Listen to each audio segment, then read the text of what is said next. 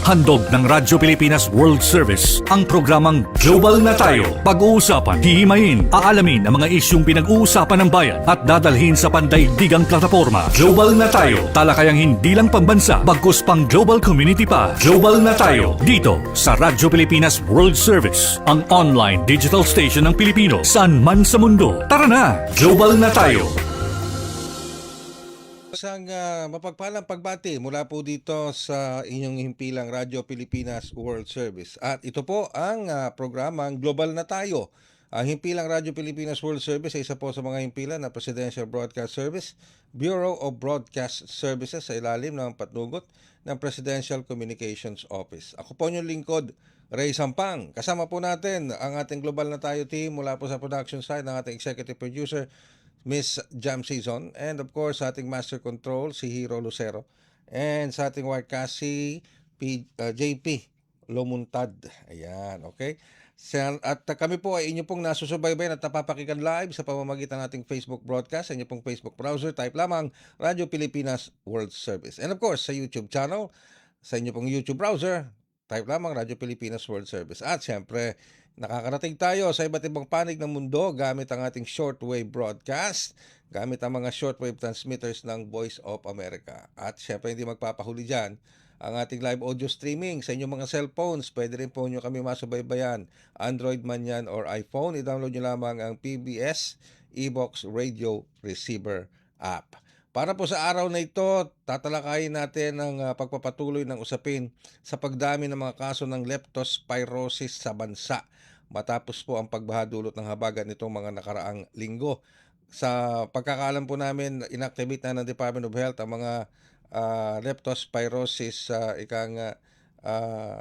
access, yung mga pass lanes nila sa halos lahat ng Department of Health hospitals sa buong Pilipinas. So alamin po natin ang karagdagan detalye tungkol dito at marami pang iba. Makakasama po natin mula sa Department of Health si Dr. Bernadette Pua Velasco, Director 4 ng Health Emergency Management ng Department of Health. Magandang umaga po, Dr. Velasco, at welcome po sa programang Global na Tayo. Magandang umaga po at magandang umaga po sa lahat ng nakikinig po or nanonood po dito sa ating programa.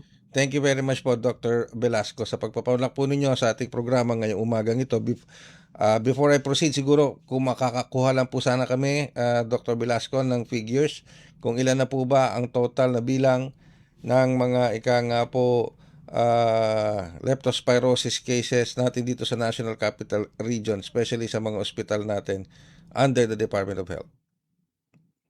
So ayon po sa ating surveillance po sa ating Epidemiology Bureau, mula January 4 hanggang August 22, 856 na po ang naitala na leptospirosis cases. Kung ikukumpara po natin siya last year, 2025, sa parehong panahon, ito po ay mas mababa ng 66%. Mhm. Kasi last year po, nakakita po tayo ng 2,546. Mhm. Pero ngayong taon po, mula July 26 hanggang August 8, medyo tumaas po tayo ng 59%. Yung tinaas po natin from 86 po na cases nung July 26, tumaas po tayo ng 133. Mhm. Ngayon naman po, sa aming quick count, among the DOH hospitals lang po, meron po tayong currently na naka-admit po na around 450 po na kaso ng leptospirosis sa mga DOH hospitals po natin.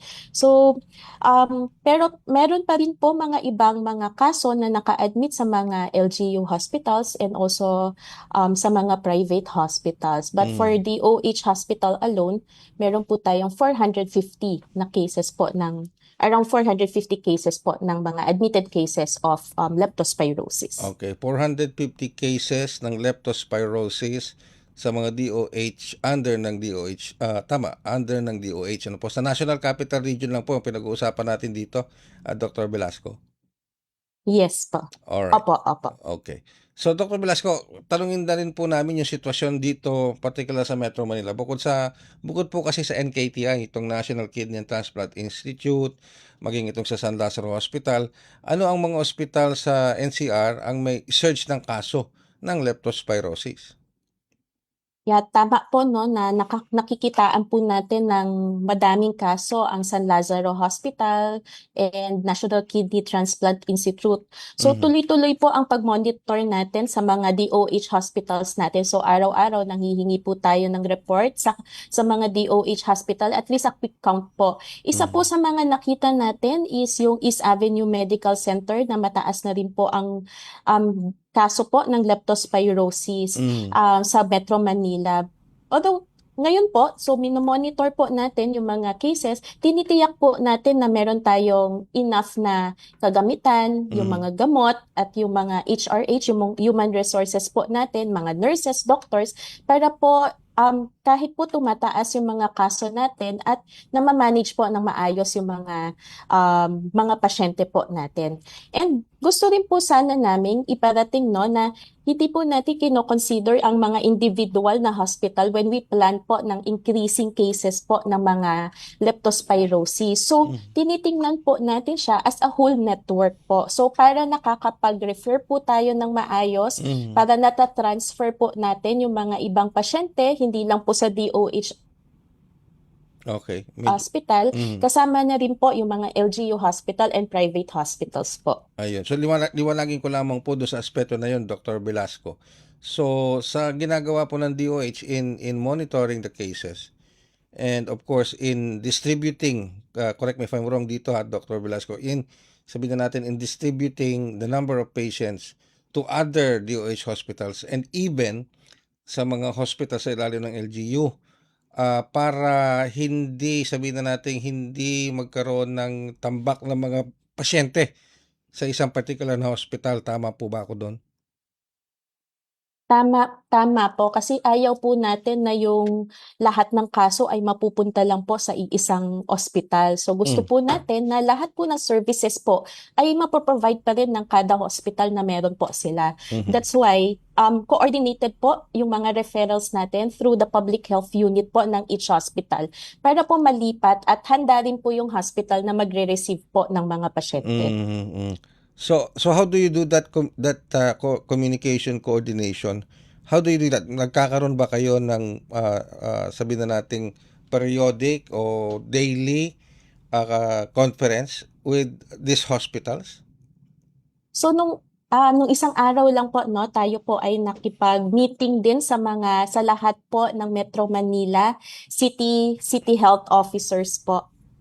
So tayo po, pinarating po natin ang sitwasyon ng DOH Hospital Mm. at in-emphasize din po natin na kailangan po na nagtutulungan po tayo sa pag-handle ng mga kaso ng leptospirosis. So ito po ay hindi lang naman sa leptospirosis, Mhm, mhm.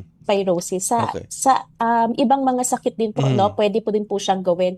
Through the universal healthcare po, meron po tayong tinayong public health unit sa kada hospital. So there is already a system po no within inter-facility po na referral system po. So yung PHU po ng kada hospital, pwede po siyang mag-coordinate sa kabilang PHU na identified na meron pong bakante at mapro-provide po yung service na pwede po na kaya pong i-provide dun sa hospital na yon. So, meron na po tayong sistema po na in Mhm. place.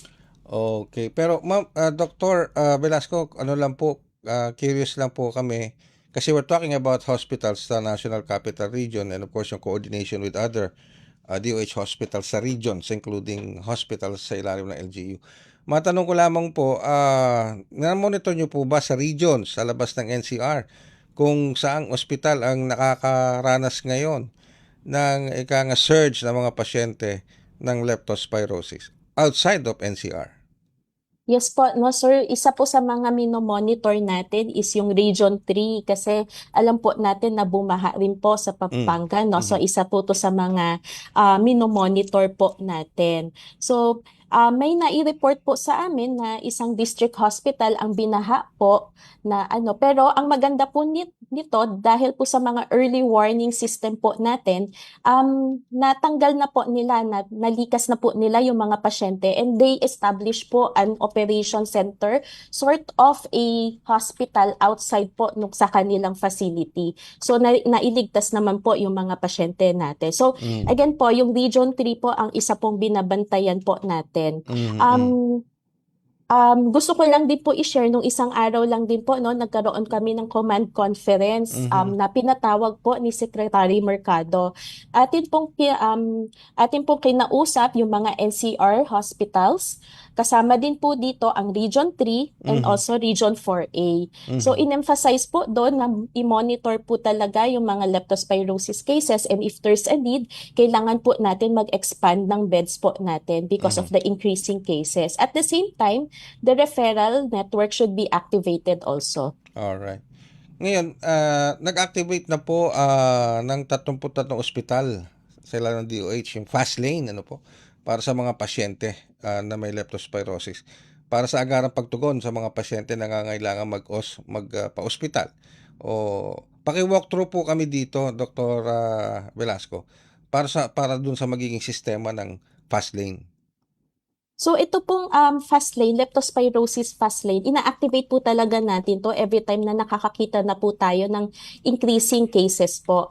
Ang reason po bakit po tayo nag-activate ng fast lane is para makita po ng mas mabilis po, no, yung mga leptospirosis cases. Mhm. We all know na sometimes po, no, yung mga pupupunta sa mga hospital ay mga mild cases po, no. So through the fast lane, mas mabilis po na nafa-facilitate yung needs nila, like kung kailangan lang po ng reseta, Mhm. pwede na po silang makauwi kagad pag na-consult and then Mhm. nabigyan na po ng gamot. While yung ano naman po, yung mga kailangan naman pong i-admit, meron na rin po tayo fast track sa pagkuha ng dugo, sa pag-admit sa kanila, pag-process po ng papers nila para hindi po sila din mag-i-stay ng mas matagal po sa ating emergency department, at ma-facilitate na po ang paglipat nila sa mga available beds po natin. Now, just to excuse me, just to clarify lang po, itong fast lane dengue, I'm sorry, leptospirosis fast lane is set up sa 33 DOH hospitals. May kasama ritong private hospitals, Dr. Velasco. Ayon po sa mga sa mga reports, there are also other private hospital and even LGU hospital na Alright. nag-activate din po ng kanilang leptospirosis fast Okay. lane po. Ma'am, ano lang, just for the sake of info sa mga kababayan natin, sa publiko na gagamit nitong fast lane, do they need to present any kind of documents para ma-access nila itong fast lane na ito? O sapat na yung PhilHealth documents nila or what? Sa fast lane po, no, kailangan syempre yung pasyente nandoon. Ang gagawin po din doon ay i-interviewin po yung pasyente at kukunin po yung history niya para Mhm. ma-assess po kung Mhm. ano po yung dapat, kung kailangan po bang admitin or pwede lang pong bigyan ng gamot at pauwiin po. Mm. So, wala pong document na hinihingi doon. Yun, So, okay. kailangan, ang pinaka-importante po ay ma-interview po natin yung pasyente. So malinaw yon. Walang kailangan na documents pero dapat yung tao nandoon. Eh, 'di ba? Para physically nandoon yung pasyente. Alright. Well, kasama na ba dito, doktora, yung mga yakap clinics natin? Are they also mandated to take in or assess or ika nga magkaroon ng medical check-up para sa mga leptospirosis cases or suspected leptospirosis cases? Yeah, parte po yung mga yakap clinic natin Mhm. sa pagtugon po natin sa leptospirosis. So available po sa yakap clinic natin yung tinatawag natin prophylaxis for leptospirosis, which is doxycycline po. Mhm. So kailangan po nilang pumunta sa mga yakap clinic, magpakonsulta at mabigyan po ng prescription para makakuha po sila ng prophylaxis po. And kung kailangan pong i-admit, then i-refer po sa mga hospital na dapat pong pag-admitan ng pasyente. Pero kinakailangan ba, doktora, na registered ang isang PhilHealth member sa yakap clinics? Through the Yakap Clinic, opo, no, kailangan po na registered po yung mga yung magpapatingin po doon. So Mhm. we also have a system regarding the Yakap Clinic po. Mhm. And of course, pag sinabi natin registered, they can do it digitally online. Ano po? Tama po. Alright. Pero ang tanong din sapat ba ang ating gamot, yung doxycycline na sinasabi? Pero bago niyo po sagutin yung tanong na yan, doktora, ano ba ito, para lang sa kapakanan ng mga kababayan natin, ano ba itong doxycycline? Anong klaseng gamot ito and what particular anong particular na ginagamot nitong doxycycline para labanan ng leptospirosis? So, Mhm. So ang doxycycline po no ay isang prophylaxis po na ginagamit natin sa leptospirosis. So ito po ay isang antibiotic no so kung ikaw po ay lumusong sa baha, meron po tayong tinatawag na risk assessment po. So kung ikaw po ay isang beses lang po lumusong sa baha, so bibigyan po kayo. So may tendency po tapos meron po kayong sugat, so may tendency po na magkaroon kayo ng leptospirosis. Kasi hindi rin naman natin natetest yung tubig po natin, no? So as prophylaxis po, iniiwasan po natin yung pagkakaroon nung mga lumusong sa baha na magkaroon ng leptospirosis. So napaka-epektibo po neto, no? That's why sinasabi po talaga natin na kung ikaw ay lumusong sa baha, magpatingin na po kayo sa clinic, sa health center, sa mga yakap clinic para po ma-assess po kayo kung paano po nyo iinumin po yung ating prophylaxis na doxycycline. May sapat po ba tayong supply ng doxycycline o prophylaxis para po sa surge? Opo. So bago pa lang po magkaroon nung yung flooding po natin, yung effect po ng habagat, tayo na po ay nag-preposition po ng mga doxycycline coming from the DOH Central Office. At the same time po, yung mga Center for Health Development din po natin, sila rin po ay bumili ng doxycycline. At the same time din po, no, sa mga LGUs po natin, bumili rin po sila ng doxycycline para readily available. Mhm. So I guess no, enough po ang ating doxycycline. Kaya po natin mag-provide po ng prophylaxis po sa mga population na lumusong po sa baha. And also yung sa mga yakap clinic po natin, meron din pong available na doxycycline. Alright. Ito ma'am, siguro ito naglalaro sa isip ko na I have to ask this question. Kasi baka meron tayong mga kababayan diyan na nakikinig ngayon, ayaw magpunta ng ospital, kay government hospital o private hospital. Ang gusto nila, gagamutin ko na lang yung sarili ko. Total, sinasabi naman ng DOH tsaka ng mga health professionals, iinom lang ako ng doxycycline. Panlaban na yon sa leptospirosis. Anong masasabi nyo dito at anong ma-advise nyo dito, doktora, sa mga kababayan natin nais na ito na naman tayo mag-self-medicate gamit ng doxycycline? Opo, no, nakakabahala po yung ganun, no? So kami po talaga, ini-encourage po namin na magpatingin po sa mga health center, sa yakap clinic, sa mga hospitals po natin, any health facilities po, para makapagpatingin po sila. Kasi may assessment din po yan, no? You might be taking doxycycline pero underdose po tayo. So meron pong assessment.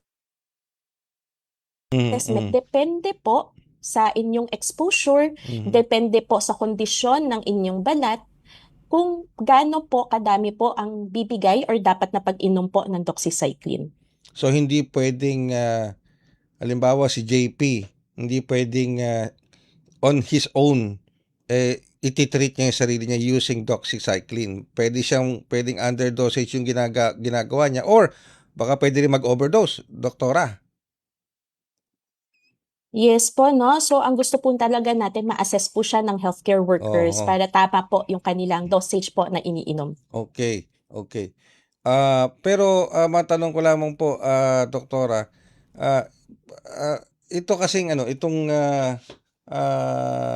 kaya ko natatanong itong nagse-self-treatment kasi mayroong ilan diyan na yun nga nagse-self-treatment sila on their own. Pero anong implikasyon kapag dati ka nang nagka-lepto tapos nagkaroon ka ulit? Kasi meron akong kasamahan dito, nagka-leptos na to nagka-leptospirosis na to, palibhasa mahilig mag-swimming sa baha ito nagka-leptos tuloy. O ayan, naka-experience siya way back before pa, matagal na. Pero ano ba yan? Ano ba implikasyon pag dati ka na nagkaroon tapos magkakaroon ka ulit dahil dito sa habagat? May implikasyon ba yan? Meron po, no? So, pwede po tayo magkaroon ng leptospirosis po ulit. So, again po, no, kung ikaw po ay may Mhm, exposure po mhm, sa paglusong sa baha or mhm. nakainom ng tubig baha, again po, kailangan po natin magpatingin po Yes, kagad sa yes. Mhm, health facility, sa mga mhm, yakap clinic para po mabigyan po ng prophylaxis na doxycycline. Ay baliktad itong kakilala ko po eh. May trauma na siya eh. Talaga ayaw na niya lumusong sa baha. Ano, talagang takot na siya lumusong sa baha. Ah, kaya medyo ano siya eh, medyo well, sabi na cautious na siya ngayon. Let's say, very cautious na siya ngayon. Ano, kasi dati po nung wala pa siya leptospirosis, ginagawa niya swimming pool yung ano nila, yung kalsada nila doon dahil puno na ginagawa niya swimming pool. Eh nakikita natin yan, doktora, sa mga social media, sa mga TV, yung mga kabataan, baski na yung mga matatanda, nagti-TikTok pa eh sa kalagitnaan ng baha, nagbibideo sa kalagitnaan ng baha, ginagawang swimming pool. Itong tubig ba, which is ewan ko kung bakit ginagawa nila sa kabila po ng mga paalala ng Department of Health na magkakasakit, there's a possibility na makakuha ng sakit sa tubig ba dahil sa leptospirosis. Alright. Bukod kasi sa leptospirosis, well, bago ko iwanan yung leptospirosis, Doc, kasi may ano yan eh, no? May incubation period ang leptospirosis. Ano ba, lumusong si JP sa baha today, tapos alam mo, na-infect siya ng leptospirosis. Hindi naman yan kagad, alam mo, si Hero, ito, isa pa to, si Hero, mahilig ito talaga sumisid sa baha. Sisid kasi ng sisid sa baha ito. Halimbawa, nagkaroon siya ng leptospirosis. Hindi naman yung kagad that day or tomorrow magmamanifest yung symptoms. Meron bang incubation period yan? At kung may incubation period, gaano katagal yung incubation period? Yeah, meron pong incubation period po, no, ang leptospirosis. Usually, it's 5 days to 2 weeks po. So, 5 to 14 days. Pero pwede po siyang mag-extend until 30 days po. So, ibig sabihin po nito, kung ang NCR nagbaha po around August 17, 18 po, no? So, tinitingnan po natin na magi-increase pa rin yung cases natin by end of the week, end of the month po, August, no? Kasi 2 weeks po from August 17. So, the time nang nagkaroon po ng pagbabaha dito sa NCR. So, we So, could, mhm, mhm. again po, mas maganda po kung ikaw po ay lumusong sa baha, mas magandang magpatingin po kagad para po makapag-take na po kayo Mm, kagad yun. Kasi itong, ng doxycycline. itong, Kasi habang tumatagal po yan na hindi ka nagpapakonsulta, um, mas pangit na po yung kaso na makikita po natin sa mga hospital. So mga moderate to severe cases na po ang mm. makikita natin pagdating niyo po sa So hospital. we could expect yung nabanggit po yung 400, tama ba? 400 cases sa National Capital Region. Eh maaari pang tumaas yan sa katapusan nitong buwan ng Agosto, even sa mga first week ng buwan ng September, Doctor. Based po on our projection po, given po ng incubation period, posible pong tumaas po. Wow. But hopefully, yung mga tao, because of our campaign po on going to Yakap Clinic, to our Yes, health yes, centers, yes. nakapunta na po sila at nakatake na rin po ng doxycycline para hindi na po siya mapunta doon sa leptospirosis case. Ngayon, bukod sa leptospirosis, Doktora, ah meron pang ibang sakit na nakukuha sa tubig baha, mga waterborne diseases. Kamusta naman po ang monitoring natin? Kasi nakakonsentrate tayo sa leptospirosis. Baka mamaya hindi na natin napapansin yung iba pang sakit na nakukuha sa tubig baha, tulad ng mga waterborne diseases. Meron din po ba kayong monitoring regarding that? Sa ngayon po, no, it's a regular po na monitoring natin through the Epidemiology Bureau po. Hindi naman po natin nakikitaan ng pagtaas ng mga ibang kaso po, no? So, Mhm. ito po ay continuously po ang minomonitor natin. And we also add, po, provide advisory and health education on waterborne diseases po. And of course, after itong mga pagbaha, sanhi ng habagat, siyempre there will come a point na baka ito naman ang babantayan natin, dengue. Meron na rin po ba tayong mga paghahanda dyan just in case na after this habagat, after ng mga pagbaha, marami ng mga naipon na tubig kung saan-saan, baka dengue naman ang dumali sa atin. Ganun din po ba ang monitoring ninyo dyan, Doktora?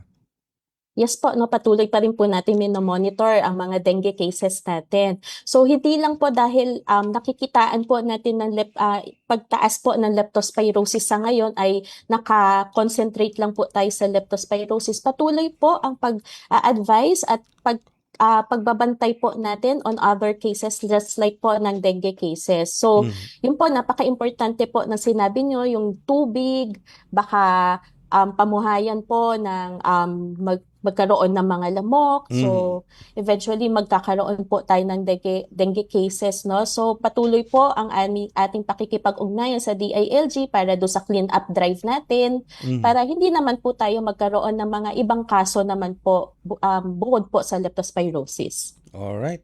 I guess we got it all covered. Kung meron pa tayong nakalimutan. Pero I guess we have it all covered from leptospirosis to waterborne diseases and maski na dito sa paghahanda o pagmumonitor sa dengue cases. So, Dr. Velasco, meron pa ho ba kayong nais na iparating na mensahe o paalala para sa ating mga kababayan na nakikinig at nanonood sa atin ngayon? Go ahead po, Dr. Velasco.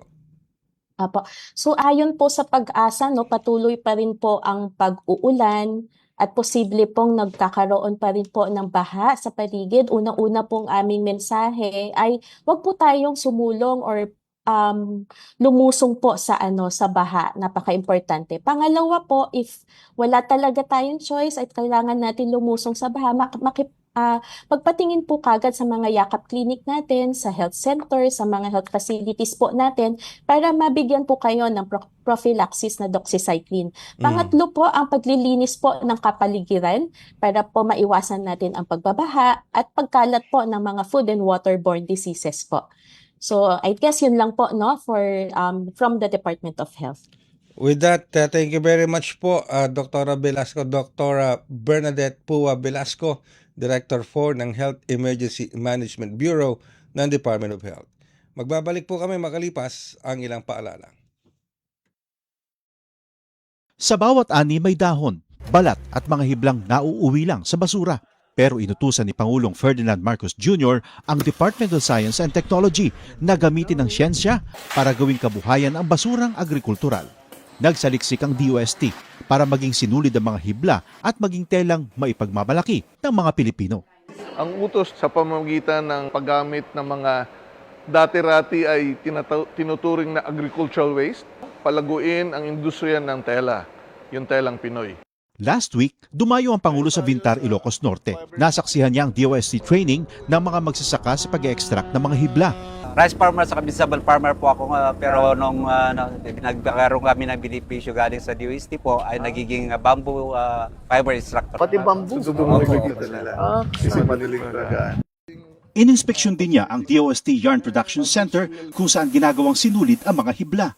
May dagdag kita ang mga magsasaka at mga habi, pati mga may kapansanan nakakahabi. Dati-rati sa bahay lang siya. Ngayon, kumikita na siya at nakakapagbigay siya ng pera sa kanyang magulang.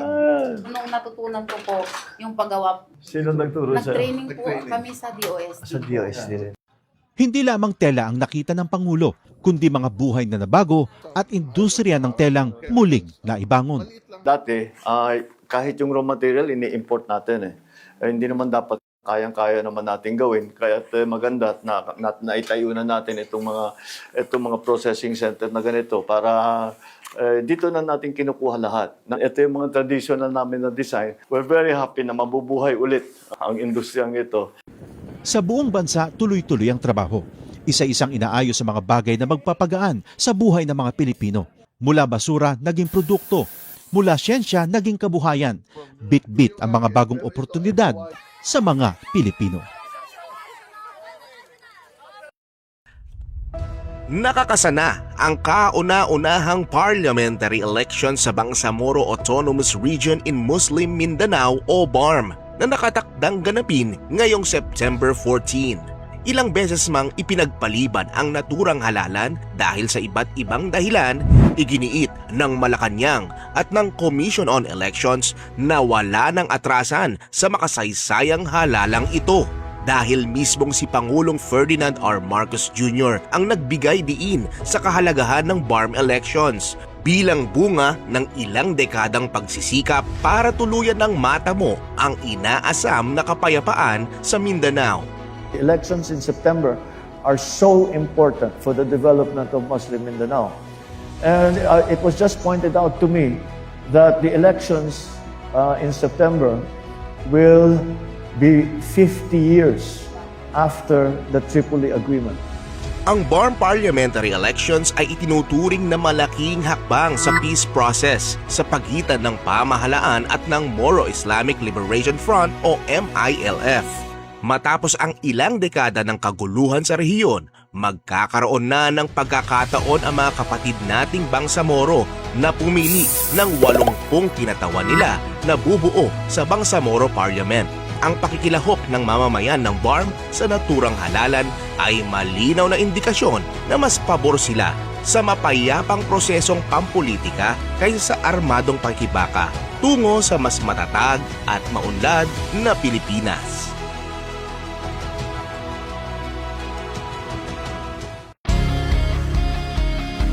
Garantisadong solusyon at aksyon ang handog sa iyo ng Bagong Pilipinas Presidential Action Center. Sundin lang ang mga sumusunod para makakuha ng appointment. Para sa wala pang eGov.ph app account, panoorin ang video para malaman kung paano gumawa ng account. Kung meron ng account sa eGov.ph app, mag-login dito. Saka hanapin ang online registration tab para sa Bagong Pilipinas Presidential Action Center. Pindutin ito para makita ang available na government services. Piliin ang serbisyo na iyong kailangan mula sa listahan. I-upload ang requirements ng serbisyong kailangan mo. Pumili ng petsa at oras kung kailan nais pumunta sa Bagong Pilipinas Presidential Action Center. I-submit na ang iyong application at bigyan ng pagkakataon na ma-review ang iyong isinumiting requirements. Hintayin ang QR code para sa kumpirmasyon ng iyong schedule. Makakatanggap ka ng text message para malaman kung naaprubahan ito. Sakaling hindi ito maaprubahan, makakatanggap ka rin ng text message para ipaalam ang kulang na requirements sa kasubukang mag-register ulit. Kung nakatanggap na ng kumpirmasyon, maaari nang pumunta sa Bagong Pilipinas Presidential Action Center sa napiling schedule, dala ang QR code at ang mga isinumiteng requirements. Huwag kalimutang dumating sa itinakdang araw at oras ng iyong appointment. Pinapaalala rin na siguruhing may kumpirmadong schedule bago pumunta sa Bagong Pilipinas Presidential Action Center para maiwasang magpabalik-balik. Simple at user-friendly ang pagpapa-appointment dito, kaya wag nang mangamba dahil sa Bagong Pilipinas Presidential Action Center, tulong ay abot kamay na. Global na tayo! Global na tayo! Kasama si Ray Sampan dito sa Radyo Pilipinas World Service. Sa puntong ito, dakuin muna natin ang ating balitang global. Balitang Global! Balitang Global! Mga kaganapan sa iba't ibang panig ng mundo. Balitang Global! Balitang Global! Sa ating balitang global, mahigit sa 100 katao nasawi at 100 katao naman ang patuloy na nawawala sanhi ng flash floods at mudslides sa China at Nepal. Batay sa ulat ng CNN, kabilang sa mga nawawala ang 47 Amerikano at ilang pang mga dayuhan sanhi ng nasabing flash flood at mudslides. Ayon sa impormasyon mula sa opisina ng Prime Minister ng Nepal, naganap ang insidente sa popular na ruta ng Mount Kailash, isang mountain border na may religious importance para sa Hindu, Buddhist, Jain at Bonpo pilgrims. Tumama din ang mudslide sa Gyeong Port sa China. Patuloy naman ang mga otoridad sa rescue operation sa mga iba pang stranded sanhi ng flash floods at mudslides. Inaasahan na tataas pa ang bilang ng mga nasawi ayon sa mga otoridad. Samantala sa iba pang balita, 14 naman na sanggol ang nasawi sanhi ng sunog sa isang ospital sa Pakistan nitong Miyerkules. Batay sa ulat ng Pakistani authorities, nangyari ang sunog sa Pakistan Institute for Medical Sciences, isang government-run na ospital at kilala bilang pinakamalaking ospital sa Islamabad. Tinuturong dahilan ng sunog ang pagsabog ng isang air conditioning compressor sa loob ng maternity ward ng nasabing ospital. Balitang Global. Balitang Global. Ito po'y patuloy na sumusubaybay sa ating programang Global na Tayo dito pa rin sa Radyo Pilipinas World Service. At para po sa bahaging ito ng ating programa ngayong araw na ito, makakasama po natin ang ating pong constitutional law expert, walang iba kundi si Attorney Domingo Cayosa. At layon po ng ating panayam nito with Attorney Cayosa ay ikang maintindihan ng publiko ito po nangyayari ngayon sa Senate impeachment trial. Partikular dito po sa nilabas na ruling, yung mga guidelines na dapat sundin ng po lahat ng involved sa impeachment trial, from the senator judges down to the prosecutors, down to the defense panel, and even dito sa correspondent na si Vice President Sara Duterte. Lalo na pag pinag-uusapan po natin dito, sub judice rule. Ayan. So nasa linya na po natin ng komunikasyon si Attorney Egon. Magandang umaga po, Attorney Cayosa, at welcome back sa programang Global na Tayo. Good morning, Ray, at magandang umaga po sa ating mga kababayan. Nako, maraming salamat po at nice to hear you again, Attorney Cayosa, dito sa ating programa. So, napatawag po kami dito. Again, we're seeking for your professional and malawak na karanasan sa larangan ng batas at sa constitutional law hinggil dito sa nangyayari ngayon sa impeachment trial sa Senado. Kahapon po kasi, Attorney Cayosa, nilabas na. Talagang nilahad na ni presiding officer, Senator Chis Escudero, itong mga rules na dapat sundin ng iba't ibang partido sa impeachment trial. Like I said, maski na sa mga senator judges, meron prosecution, defense, and even sa correspondent. Unang-una, ano po muna ang reaction ninyo dito sa mga ruling na ito, dito sa mga guidelines na ito? At dapat ba talagang ilabas ito ng Senate, ng presiding officer sa impeachment trial? Attorney Cayosa. Ilinaw natin, Ray, na yung ginawa ni Senate Impeachment Court Presiding Officer Escudero, hindi naman bago yung rule na yan. Mhm. Yung Section 18 ng Senate Rules and Impeachment, matagal na yan, ginagamit na yan, noon pa umuubra na yan. Mhm. Kasama na rin yung Code of Ethics ng mga abogado at yung bagong Mhm. Mhm. Alright. na rin ganun. So, hindi bago yan. Opo. Pinapaalala lang ng Senator Escudero sa mga partido, sa mga abogado nila, at yung mga kapwa niya, mga hukom, yung rule na yan. At dinitalye lang niya ano ang mangyayari kung patuloy ninyong hindi ito sinusunod. So ngayon, meron nang dinagdag na may mga stern warning, admonition, at Yes. maaari kang patawan ng multa na 30,000 pesos. Yun namang mga senador na makukulit at ayaw magpaawat, Okay. wala na sa lugar, maaari silang managot sa ethics committee nila. Yung mga abogado naman, hindi lang sila mananagot dun sa under Section 18 sa Senate Impeachment Court. Sabi ni Sen, kung kayo mga abogado, ipapaalam din namin ito sa Supreme Court, sa IBP, para managot naman kayo separately dun sa yung Code of Ethics. So, nandyan na ho yan, pinapaalalahanan lang ang lahat. Kasi nga, nakita na natin na kung minsan nagkakagulo, humahaba, kung saan napupunta, nalilihis ang pagdidinig dahil hindi masyadong kinikilala o ino-observe ito. Di ba? So, matagal yung proseso at nawawalan na ng kredibilidad. So, it may be a bit late, pero it's never too late. So, maganda na ginawa niya ito at sana ay from here on, mas objective, mas organized, mas focused na yung gawain ng lahat para hindi tayo madribble-dribble, hindi tayo malilihis Oo. dun sa tinutukoy talaga natin dito. Okay. Speaking of that, Attorney Cayosa, alam ko kasi, I think, right from the get-go, right from the start ng impeachment trial, nabanggit na rin ng Senate, o ng presiding officer, yung ruling na yan. Correct me if I'm wrong, parang nalatag na rin niya yan. Pero talagang maraming instances na sabi na nating out of bounds, both hindi lang sa prosecution, maging sa defense. Ano po? And of course, alam naman din natin na nagpapahayag din yung correspondent, which is in this case si Vice President Sara Duterte, ng mga bagay na against sa impeachment trial. So, sabi nyo nga, tama nga pa yung nabanggit nyo, nandoon na yan nandiyan na yan. Kaya lang, siguro kinakailangan lang ng reiteration mula sa presiding officer.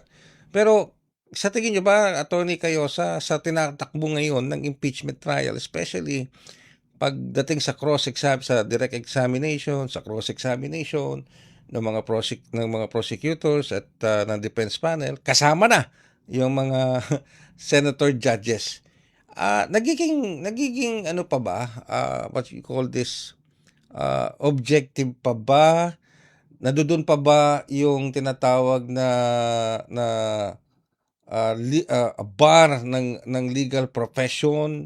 Dahil kuminsan nakakarinig na kami ng mga salitang scam, tanga, 'di ba? Nagtatanga-tangahan, scam, nagsisinungaling, at kung ano-ano pa, ano pang mga words na binabanggit. Nandoon pa ba ang yung tinatawag na bar ng legal profession sa nangyayaring impeachment trial court ngayon, Attorney Cayosa? Nandun pa naman, Ray. Malinaw naman yan, no? Na so far, all the counsels have been doing their professional job. So, malinaw naman yan.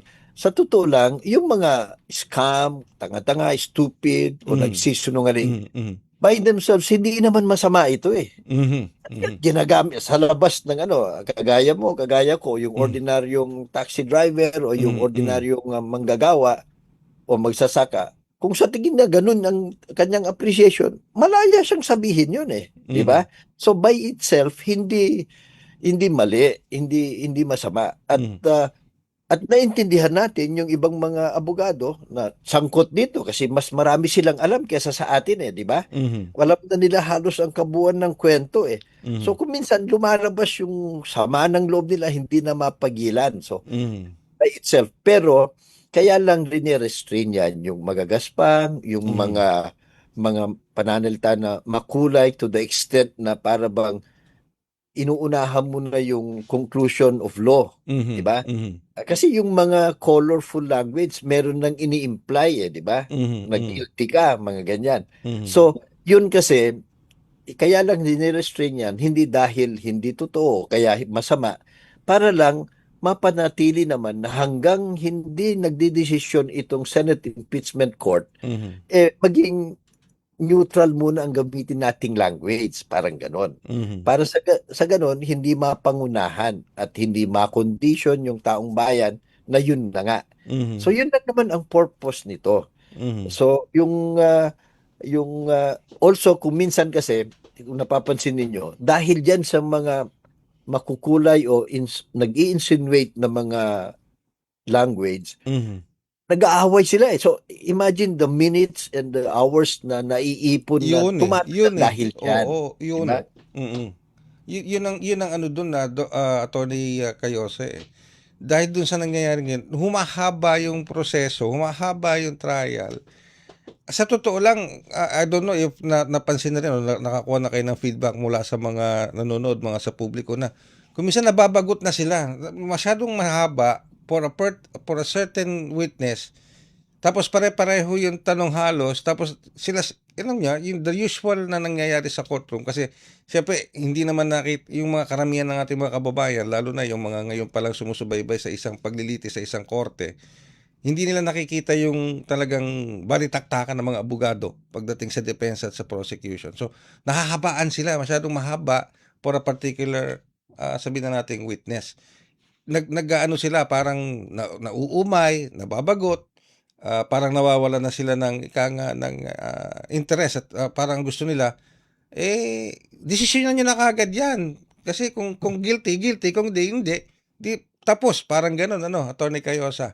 Nandoon na ba yung elemento na sa sobrang haba, dahil napapahaba ng mga balitaktakan na ganito, both from the prosecution and defense and even from the senator judges, maaaring makaapekto sa perception ng tao sa ginagawa ng impeachment trial court.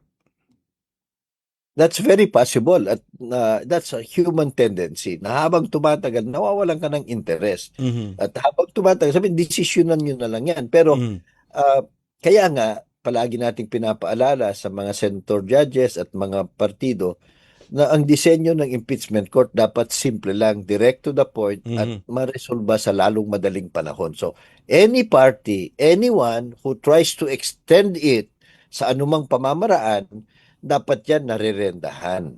Yung whether ikaw yung, kasi obvious yung ibang abogado, yung ibang witness, yung ibang mga hukom, mga senador, nakita mo na paulit-ulit, walang saysay. Habain lang para may masabi lang. Dapat yun nirerendehan. At nakakatulong na riniremind nga sila. Kasi yung isang pamamaraan dyan, yung mga pag-aawayan nila, mga proseso, mga words, ang style, na nalilihis na dun sa ano bang totoo dito. Pangalawa, kung minsan din, dahil nga ito quasi-political, quasi-legal, quasi-political, quasi-judicial, yung mga counsel naman, they are pandering to the public. Kaya isipin na, isang paraan o para maniwala o magkapag-feedback sa mga senador, gumamit tayo ng mga lengguwaheng makukulay na intindihan nila, may pasabog para mag-react. At lalong-lalo yung troll farms, diba? Grabe sila mag-project. So, baka gusto lang na magbigay ng mga salita na pwedeng gamitin ng mga yan. Pangalawa, pwede rin nilang naisip na wala nang interest yung mga taong bayan. Tayo ng mga salita na magigising ulit sila. Maring ganun yung mga motivation. Whatever it is good and timely, a bit late pero timely, na rendahan na yan. Focus na tayo dito sa ano ba talagang nangyari, tama ba o mali. Kasi yung momentum nandyan na Unti-unti lumalabas na at dumadami na yung naaamin at napapakita na hindi tamang pangyayari. Yun. So, importante ho yun. So, para pagdating ho naman ng defense evidence, alam na nila kung ano yung kanilang tutumbukin. Kasi kung hindi nila ma-explain yan, talagang malaki ang problema nila. So yun siguro. But any rule, any action by the Senate Impeachment Court that will hasten or expedite yung paglalabas ng katotohanan at pagdidetermine kung may pananagutan ba, that should be most welcome. Alright. Okay. Attorney Cayosa, siguro matanong ko lamang po,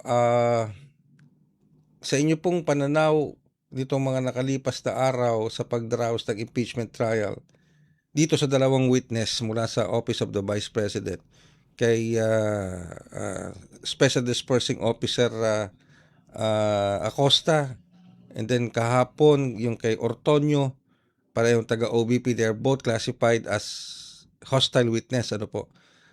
Sa tingin niyo po ba nakuha o nailabas ng prosecution yung mga dapat na makuhang impormasyon o testimonya para sa appreciation ng mga senator judges?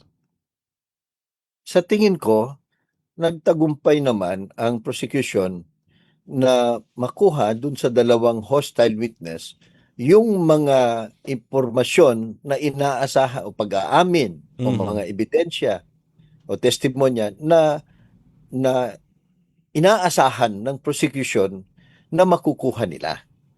At marami ito so, halimbawa, yung pag-aamin na sa lahat ng level, sa lahat ng bagay, involved at alam ng Vice President. So, at least kung meron mang itatayong depensa ang Vice President, hindi ko alam yan nagtiwala na lang ako. Wala nang klaseng depensa yan. Wala na, foreclosed na yun, Ray. Kasi every step of the way, alam ng Vice President. Pati, so all the way. So, inagawa lang ng mga subordinates ito kasi utos niya.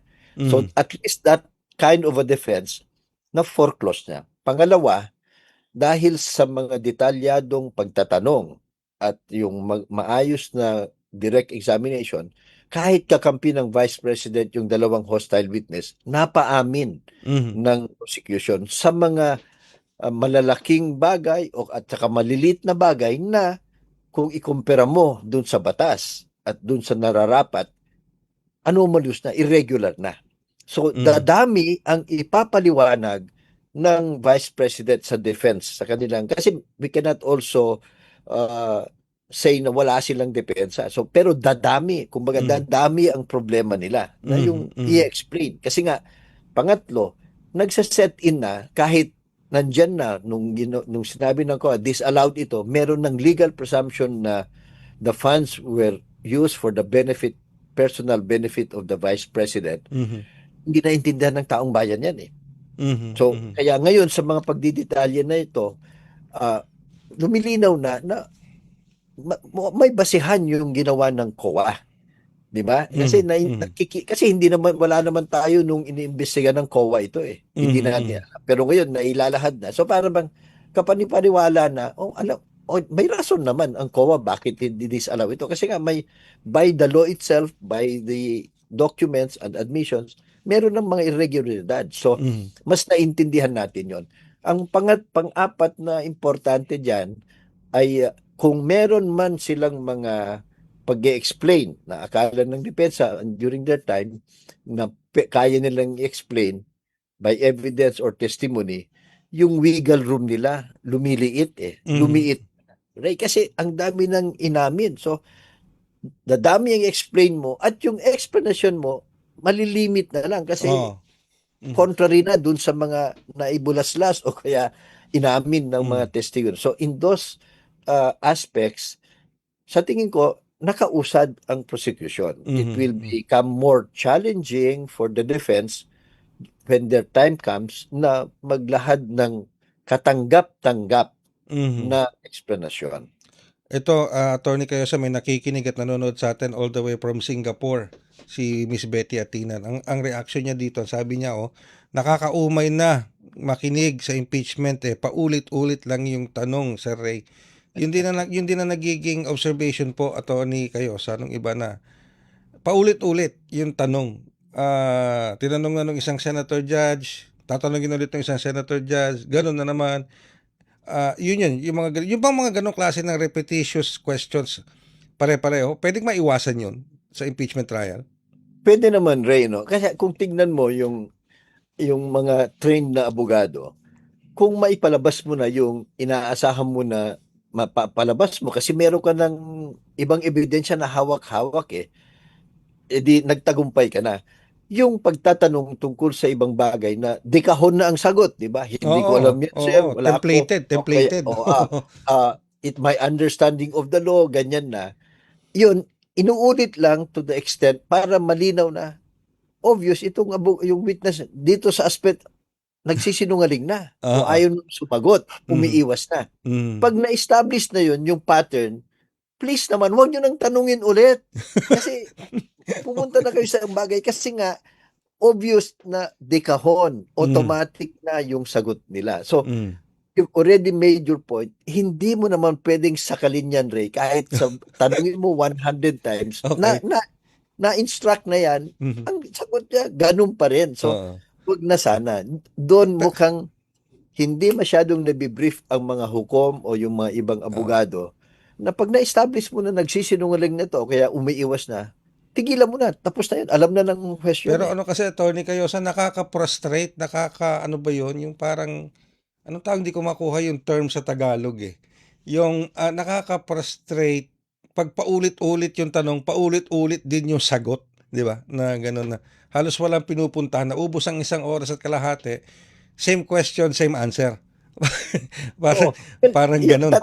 Nakakangit-ngit talaga, di ba? Yun yung word. Nakakangit-ngit talaga. But I think yun din ang ginagawa nila para yung taong bayan, kasi involved tayo dito, nanood tayo lahat Kakaibang trial ito kasi yung impeachment trial lang ang iilang mga trial na public Kasi tayo yung nagsakdal dito, interesan, pera natin yan Kung ninakaw, winaldas, managot sa atin at tinatanggal nga natin yung sa posisyon eh. So ngayon siguro yun ang gusto rin nilang gawin, but only kung baga kung nakikita ng publiko, galit na tayo. Kung minsan nga, sinasabi ng presiding officer, we get your point. Yes, Move on oo, to oo. others.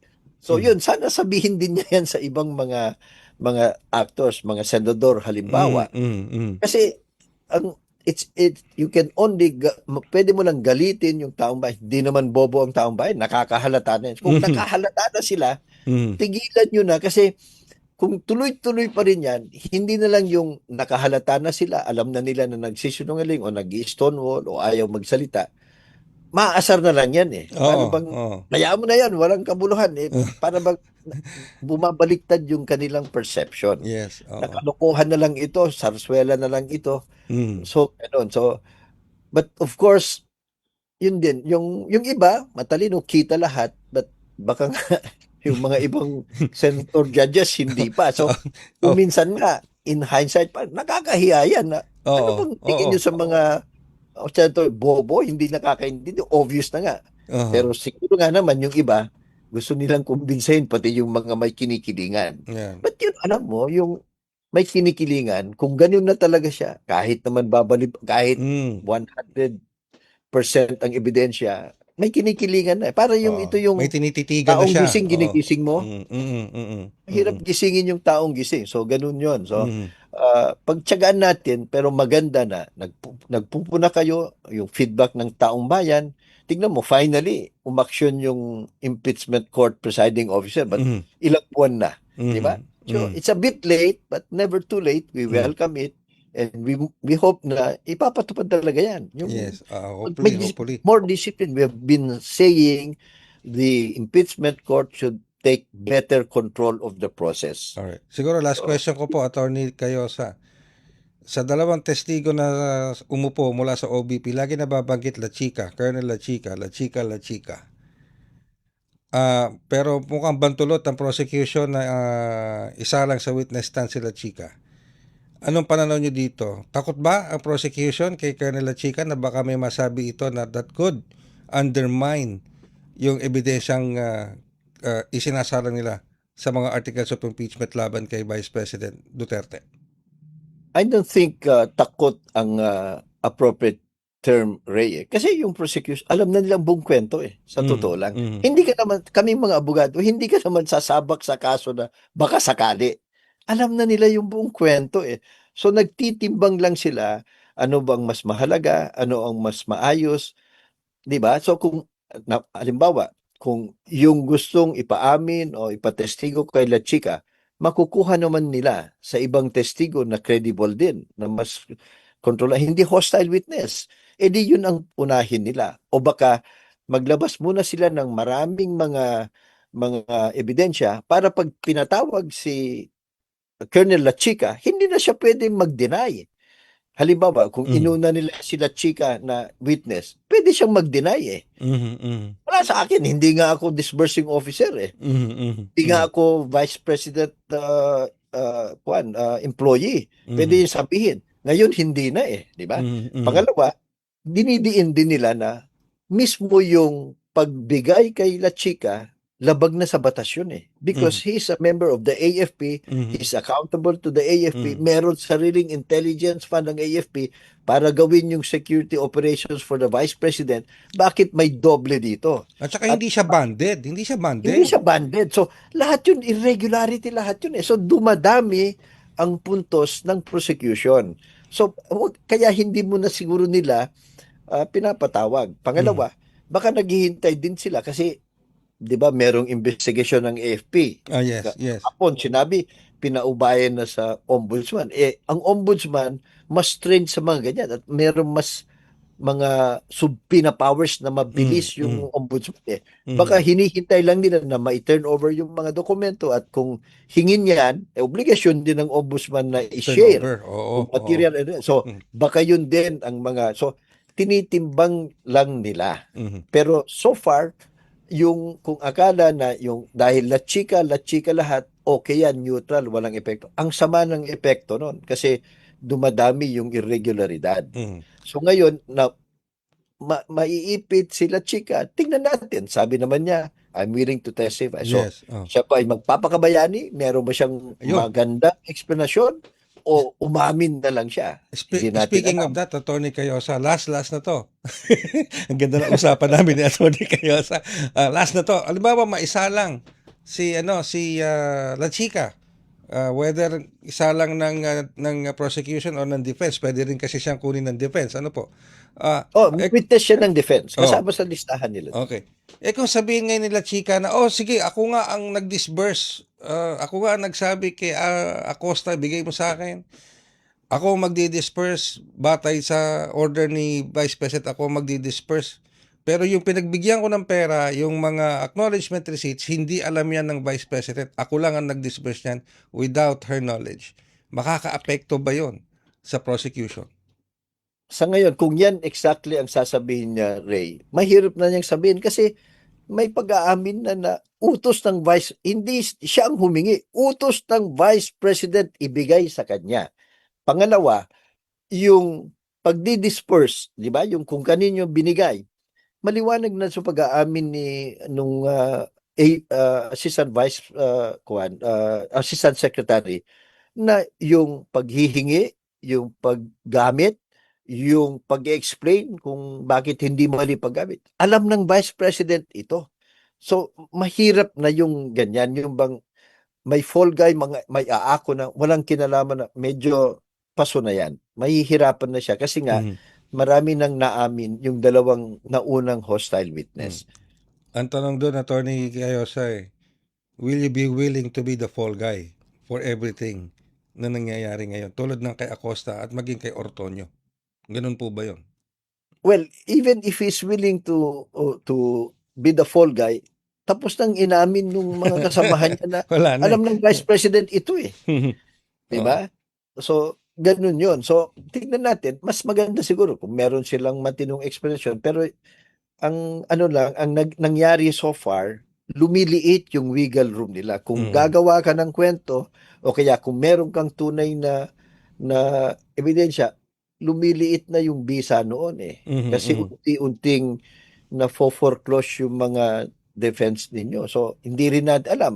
Malay din natin na his testimony will be explosive na sige na lang, sabihin ko lahat ang katotohanan. Kasi, at hindi lang yun, Rhea, meron na silang sinabit sealed envelopes kung sino yung mga tao na yan, kung meron man eh. Kung wala silang sinabit in a sealed envelope, ibig sabihin wala talaga. So, ito mga ito, alam na ng mga abogado yan. Alright. Sa katunayan, may kopya na nga nung sealed envelope ang Presidente, Speaker of the House, Senate President. That anytime they can open. So, hindi na rin basta-basta gumawa ka ng kwento. Dahil gumawa ka na ng kwento sa COA eh. Yun ang mahirap sa kanila. Nung pina-explain ng COA, nagbigay na ng explanation at naipakita nga nung prosecution witnesses na paiba-iba. Every step of the way, iniiba nyo yung mga explanation nyo. So ngayon, ang isang matinding tanong, kung meron kayong matinong explanation, bakit hindi noon pa binigay nyo na? So meron ng duda. Pangalawa, dahil marami nang inamin yung mga ibang mga testigo na iba dyan, kakampi ninyo, mas kukonti na yung pwede ninyong i-adjust o kaya sasabihin kasi meron ng mga ibang nauna sa'yo. So ito yung dilema niya.